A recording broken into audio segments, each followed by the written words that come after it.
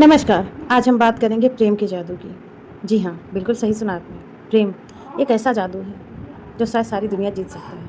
तो आगे की वार्तालाप सुनते हैं और हाँ, स्किप मत करिएगा, बहुत अच्छी और प्यारी जानकारी है। जब भी दुनिया के सबसे ताकतवर इंसान की बात होती है तो दिमाग में कैसी तस्वीर उभरती है? मतलब शायद किसी बहुत बड़े अरबपति की। हाँ, या फिर किसी ऐसे राजनेता की जिसके एक इशारे पर पूरी दुनिया की अर्थव्यवस्था हिल सकती हो। एग्जैक्टली या आज के जमाने में देखें तो सोशल मीडिया पर करोड़ों फॉलोअर्स वाले किसी इंसान की। देखिए, समाज ने हमें हमेशा से यही सिखाया है ना कि ताकत का सीधा सा मतलब है पैसा, सत्ता, ज्ञान और दूसरों पर आपका कंट्रोल। बिल्कुल, यही तो सबसे बड़ा भ्रम है। हाँ, लेकिन क्या हो अगर मैं कहूँ कि सफलता और ऊर्जा का ये जो पूरा का पूरा ऑपरेटिंग सिस्टम है वही गलत है। आज की इस गहन चर्चा में हमारा मिशन है रोंडा बर्न की बहुत ही मशहूर किताब द पावर के नोट्स का गहराई से विश्लेषण करना और पावर या शक्ति के उस असली अर्थ को खोजना जो हर इंसान के भीतर पहले से मौजूद है। सही कहा। तो चलिए बिना किसी देरी के इसे थोड़ा गहराई से समझते हैं। हमारा उद्देश्य उस पुरानी परिभाषा को चुनौती देना है जो हमें बचपन से रटाई गई है। और ये चर्चा इसलिए भी बहुत दिलचस्प होने वाली है क्योंकि इंसान हमेशा से उस शक्ति के पीछे भागता आया है जिसे वो अपनी आंखों से देख सके, जिसे बैंक अकाउंट में गिना जा सके। हाँ, जिसे लोग छू सके या दिखा सके। बिल्कुल। लेकिन रोंडा बर्न का तर्क है कि जीवन की सबसे शक्तिशाली सकारात्मक ऊर्जा कोई तिजोरी में बंद करने वाली चीज नहीं है, बल्कि ये कुछ ऐसा है जिसे लोग अक्सर एक कमजोरी या महज एक भावुक शब्द मानकर खारिज कर देते हैं, और वो है प्यार। प्यार मतलब ये सुनने में थोड़ा अजीब लगता है। हाँ, लेकिन आज हम इसी बात को डिकोड करेंगे कि प्यार सिर्फ एक एहसास कैसे नहीं है, बल्कि एक ऐसा विज्ञान है जो हमारी खुशी, स्वास्थ्य और जीवन में आने वाले अवसरों को सीधे तौर पर नियंत्रित करता है। तो अगर मैं एक आम इंसान के नजरिए से सोचूं तो समाज का नियम बहुत ही सीधा लगता है। दुनिया में सुरक्षित रहना है तो ताकतवर बनिए। हाँ, और ताकतवर बनने का मतलब है कि आपके पास दूसरों से ज्यादा संसाधन हो। एग्जैक्टली। अब अगर कोई कहे कि पैसा ताकत नहीं है तो ये थोड़ा अव्यवहारिक लगता है, क्योंकि सच तो ये है कि एक अरबपति को कम से कम अपने घर का बिजली का बिल भरने की चिंता तो नहीं होती ना। हाँ, ये बात तो है। तो क्या वाकई शक्ति की गलत पहचान हो रही है या हम सिर्फ खुद को सांत्वना दे रहे हैं? देखिए, ये एक बहुत ही लाजमी सवाल है। पैसे या बाहरी सत्ता का अपना एक महत्व है, इसे नकारा नहीं जा सकता। लेकिन जब हम सबसे बड़ी शक्ति की बात करते हैं तो हमें मनोविज्ञान की गहराई में जाना होगा। मतलब इंसान के अस्तित्व की गहराई में। बिल्कुल।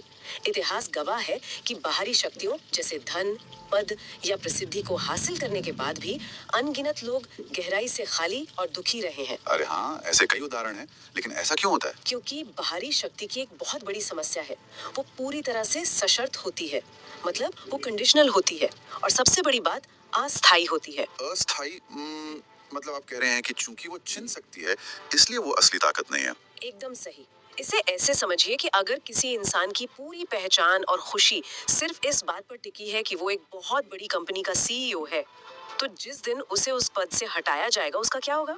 उसकी खुशी उसी पल शून्य हो जाएगी। एग्जैक्टली। अगर किसी का आत्मविश्वास इस बात पर निर्भर है कि दूसरे लोग उसकी कितनी तारीफ करते हैं, तो किसी एक अनजान व्यक्ति की छोटी सी आलोचना भी उसे अंदर से तोड़ कर रख देगी। क्योंकि उसका अपनी ऊर्जा पर कोई कंट्रोल ही नहीं है। बिल्कुल, उसका रिमोट कंट्रोल तो बाहरी दुनिया के हाथ में है। ये तो बिल्कुल ऐसा हो गया जैसे किसी किराए की जमीन पर अपना करोड़ों का महल बनाना। अरे वाह, क्या बेहतरीन उपमा दी है। है ना? बाहर से देखने में वो महल बहुत शानदार लग सकता है, लेकिन जमीन का असली मालिक जब चाहेगा रातों रात बेदखल कर देगा और वो पूरा वजूद ढह जाएगा। बहुत ही सटीक बात कही। और ठीक यही कारण है कि सफलता के बिल्कुल शिखर पर बैठे लोग भी कई बार डिप्रेशन या एक भयानक खालीपन का शिकार हो जाते हैं। तो मतलब ये नियंत्रण और जीत की चाहत एक जाल है। हाँ, इस अंधी दौड़ ने इंसान को एक ऐसे हेडोनिक ट्रेडमिल पर खड़ा कर दिया है जहाँ वो भाग तो बहुत तेज रहा है, लेकिन पहुंच कहीं नहीं रहा। तो फिर सच्ची शक्ति क्या है? सच्ची शक्ति वो है जो आपके नियंत्रण में हो, जो बाहर की दुनिया की उथल पुथल से अछूती रहे। और द पावर के विश्लेषण के अनुसार उस आंतरिक शक्ति का नाम है प्रेम। अब यहाँ आकर चीजें थोड़ी उलझ जाती हैं। जब हम प्यार या प्रेम शब्द सुनते हैं तो दिमाग में सबसे पहले क्या आता है? हॉलीवुड या बॉलीवुड की फिल्में, रोमांस, लाल गुलाब। हाँ, या बहुत हुआ तो परिवार और दोस्त। बिल्कुल। समाज ने प्यार को बस इसी एक छोटे से मखमली डिब्बे में बंद कर दिया है। इसे ताकत से जुड़कर देखना थोड़ा मुश्किल लगता है। और यहीं पर ना हमें अपनी परिभाषा बदलनी होगी। रोमांस तो उस विशाल ऑपरेटिंग सिस्टम का सिर्फ एक छोटा सा हिस्सा है। अच्छा, तो इस दर्शन में प्यार का असल मतलब क्या है? इसमें प्यार का मतलब है जीवन के प्रति गहरा उत्साह।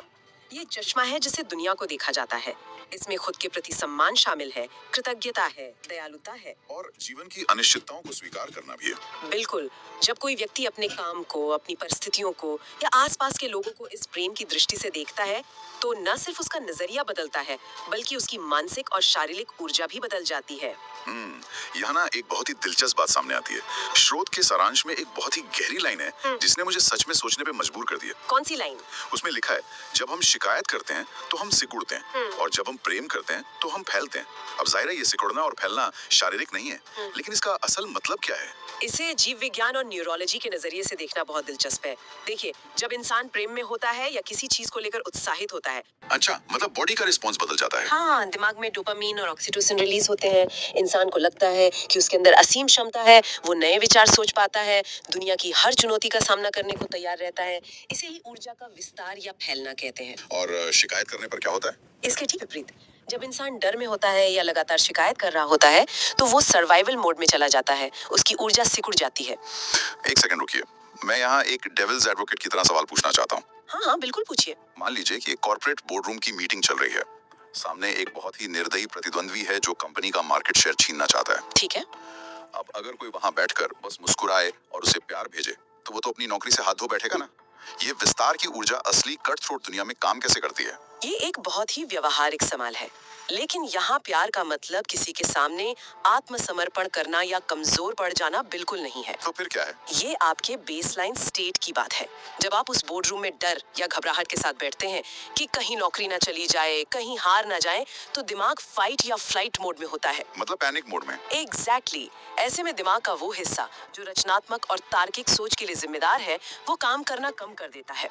इंसान सिर्फ प्रतिक्रिया या रिएक्ट करता है। ओ, समझ रहा हूँ। लेकिन अगर उसी मीटिंग में विस्तार की ऊर्जा के साथ जाएं, यानी अपने प्रोडक्ट से प्यार है, टीम की मेहनत पर विश्वास है, तो इंसान शांत रहता है। और शांत दिमाग से बेहतर फैसले लिए जा सकते हैं। बिल्कुल, दिमाग खुलता है, बेहतर निगोसिएशन होती है और ऐसे समाधान निकलते हैं जो डरा हुआ इंसान कभी नहीं सोच सकता। अरे वाह, अब मुझे समझ आ रहा है।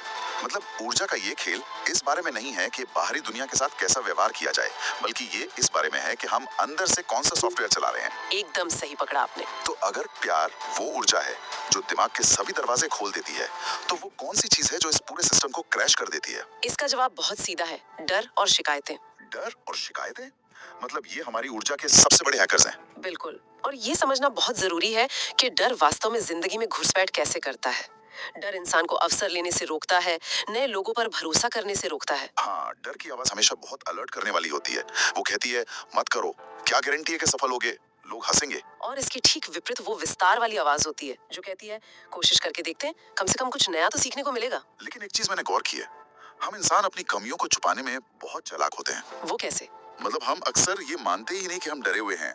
हम अपने उस डर को एक बहुत ही लॉजिकल सा सूट पहना देते हैं और उसे प्रैक्टिकल होना नाम दे देते हैं। ये बहुत ही सटीक ऑब्जर्वेशन है। जैसे मान लीजिए कोई एक ऐसी नौकरी में फंसा है जिससे उसे नफरत है, लेकिन जब उससे कहा जाए कि कोई अपना काम क्यों नहीं शुरू करते, तो वो कहेगा, अरे नहीं यार, मुझे प्रैक्टिकल होना पड़ेगा, इकोनॉमी खराब है। हाँ, लोग अक्सर ऐसा ही कहते हैं। तो क्या वो सच में प्रैक्टिकल है या वो बस हारने के डर से सिकुड़ रहा है? देखिए, 90% मामलों में जिसे व्यवहारिकता का नाम दिया जाता है, वो वास्तव में डर का ही एक मुखौटा होता है। मतलब हम खुद ही खुद को धोखा दे रहे हैं। बिल्कुल, लोग अपनी संभावनाओं के दरवाजे खुद बंद कर देते हैं और फिर शिकायत करते हैं कि बाहर निकलने का रास्ता नहीं मिल रहा। स्रोत इस बात पर बहुत जोर देता है कि प्रेम और भय कभी भी एक साथ नहीं रह सकते। जहाँ डर है वहाँ रचनात्मकता नहीं हो सकती। एग्जैक्टली।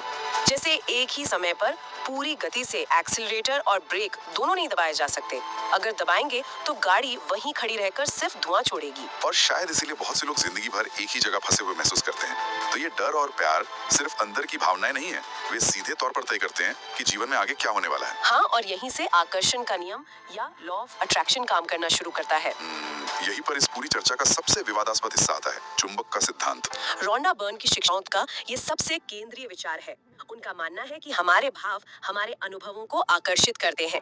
जिस चीज पर ध्यान केंद्रित किया जाता है, वही जीवन में बढ़ने लगती है। अब देखिए, जब आकर्षण के नियम की बात होती है ना, तो बहुत से लोग अपनी आंखें घुमाते हैं। हाँ, उन्हें लगता है कि ये कोई छद्म विज्ञान है। बिल्कुल, उन्हें लगता है कि बस एक कुर्सी पर बैठो, पॉजिटिव सोचो और अगले दिन दरवाजे पर एक लाल रंग की फेरारी खड़ी मिल जाएगी। जो कि बिल्कुल गलत समझ है। तो अगर ये सिर्फ जादुई सोच नहीं है, तो इसके पीछे का असली विज्ञान क्या है, ये काम कैसे करता है? इसे समझने के लिए हमें जादू से हटकर न्यूरोलॉजी की ओर देखना होगा। दिमाग में एक तंत्र होता है जिसे रेटिकुलर एक्टिवेटिंग सिस्टम या आरएएस कहते हैं। आरएएस ये क्या करता है? आसान भाषा में कहें तो ये दिमाग का एक खास फिल्टर है। दुनिया में हर सेकंड करोड़ों बाइट्स की जानकारी आसपास होती है। दिमाग पागल ना हो जाए इसलिए ये फिल्टर सिर्फ उन्हीं चीजों को अंदर आने देता है जो उस वक्त महत्वपूर्ण होती हैं। जैसे जब कोई नई कार खरीदने का सोचता है, मान लीजिए सफेद रंग की कोई खास कार, तो अचानक सड़क पर हर जगह वही कार दिखने लगती है। एग्जैक्टली। क्या रातों रात उस कार की बिक्री बढ़ गई? नहीं, कारें तो वही थी, बस दिमाग के फिल्टर ने उन्हें ढूंढना शुरू कर दिया। बिल्कुल, यही आकर्षण का नियम का वैज्ञानिक आधार है।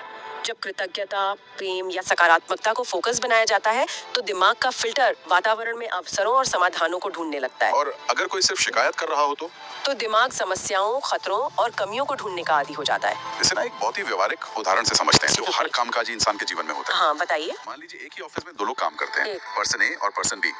दोनों को एक ही दिन एक बहुत ही कड़क बॉस के अंडर एक मुश्किल प्रोजेक्ट दे दिया जाता है। परिस्थिति दोनों के लिए बिल्कुल समान है। ठीक है। अब पर्सन ए लगातार शिकायत करता है, ये बॉस तो पागल है, ये प्रोजेक्ट असंभव है, हो गई है। और ऐसा करने से पर्सन ए का दिमाग सिर्फ इसी बात के सबूत ढूंढने में लग जाता है कि उसका बॉस कितना खराब है। उसकी पूरी ऊर्जा इस नकारात्मकता में लीक हो जाती है। उसे रात को नींद नहीं आती, वो चिड़चिड़ा हो जाता है। हाँ, और अंततः उसका काम खराब होता है जिससे बॉस और ज्यादा गुस्सा होता है।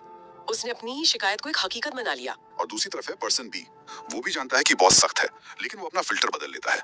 वो सोचता है मुश्किल है, लेकिन अगर क्रैक कर लिया तो कंपनी में अलग पहचान बनेगी। बिल्कुल, पर्सन बी की परिस्थिति नहीं बदली लेकिन ऊर्जा बदल गई। अब उसका दिमाग बाधाओं के बजाय समाधान ढूंढने लगता है। वो शांत रहकर काम करता है, प्रोजेक्ट सफल होता है। दोनों एक ही जगह थे, लेकिन एक ने दीवारें देखी और दूसरे ने दरवाजे देखे।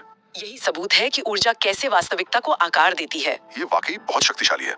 तो अगर सारा खेल फोकस बदलने का है, तो एक बहुत सीधा सा सवाल उठता है, क्या बस कल सुबह उठकर अपने पड़ोसियों और ट्रैफिक जैम में फंसे हर इंसान को प्यार बांटना शुरू कर देना है? अरे नहीं, यहीं पर लोग सबसे ज्यादा मात खाते हैं। शुरुआत बाहर से नहीं होती। तो कहाँ से होती है? स्रोत स्पष्ट करता है कि आप दुनिया को तो धोखा दे सकते हैं, लेकिन अपने आंतरिक सिस्टम को नहीं।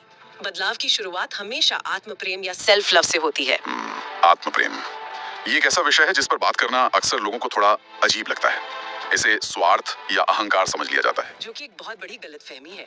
और नोट्स में एक बहुत बड़ी विडंबना की ओर इशारा किया गया है। इंसान दुनिया भर को माफ करने के लिए तैयार बैठा रहता है। कोई दोस्त फेल हो जाए तो हम कहते हैं कोई बात नहीं यार, अगली बार देख लेंगे। लेकिन खुद की बारी आने पर अगर खुद कोई गलती कर दे तो उम्र भर खुद को एक अपराधी की तरह कटघरे में खड़ा रखते हैं। और ये बहुत ही खतरनाक है, क्योंकि अगर इंसान खुद का ही सबसे बड़ा आलोचक है, अगर वो खुद के शरीर से नाराज है, सफलताओं की तुलना दूसरों से कर रहा है, तो वो बेसिकली अपने ही घर में आग लगा रहा है। ये तो कुछ ऐसा हो गया जैसे कंप्यूटर की हार्ड ड्राइव ही करप्ट हो गई हो। अब उसमें दुनिया के सबसे महंगे एप्स इंस्टॉल कर लीजिए, यानी बाहर से कितनी भी सफलता हासिल कर लीजिए, सिस्टम बार बार क्रैश ही होगा। बहुत ही शानदार उदाहरण है। बिल्कुल ऐसा ही होता है।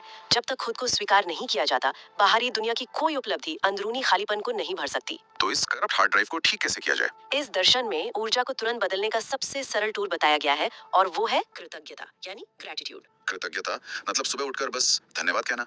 कई लोगों को ये बहुत ही घिसी पिटी बात लग सकती है कि अच्छा मेरी नौकरी चली गई और मैं बस बैठकर धन्यवाद बोलूं। ये स्वाभाविक है कि ऐसी स्थिति में ये बात अजीब लगे, लेकिन कृतज्ञता का मतलब अपनी समस्याओं को नजरअंदाज करना नहीं है। तो इसका वैज्ञानिक पहलू क्या है? ये सिर्फ एक शब्द नहीं है, ये आपके उस दिमागी फिल्टर यानी आरएएस को रीसेट करने की एक मनोवैज्ञानिक प्रक्रिया है।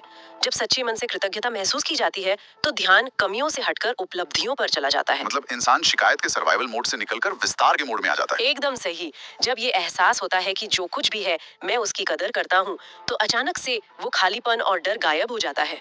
मनोविज्ञान भी यही कहता है कि जो वर्तमान में शांत है वही बेहतर भविष्य बना सकता है। ये सब सुनने के बाद अगर आज की इस पूरी चर्चा के मुख्य निष्कर्षों को एक साथ पिरोने की कोशिश करें तो ये बिल्कुल स्पष्ट हो जाता है कि प्यार कोई कमजोरी नहीं है। बिल्कुल नहीं। प्यार और कृतज्ञता वो ऊर्जाएं हैं जो इंसान को एक सृजनकर्ता यानी क्रिएटर बनाती हैं। जब इस ऊर्जा के साथ जिया जाता है तो हर परिस्थिति में नए रास्ते बन जाते हैं। और इसके विपरीत डर और शिकायत करने की आदत इंसान को एक पीड़ित या विक्टिम बना देती है।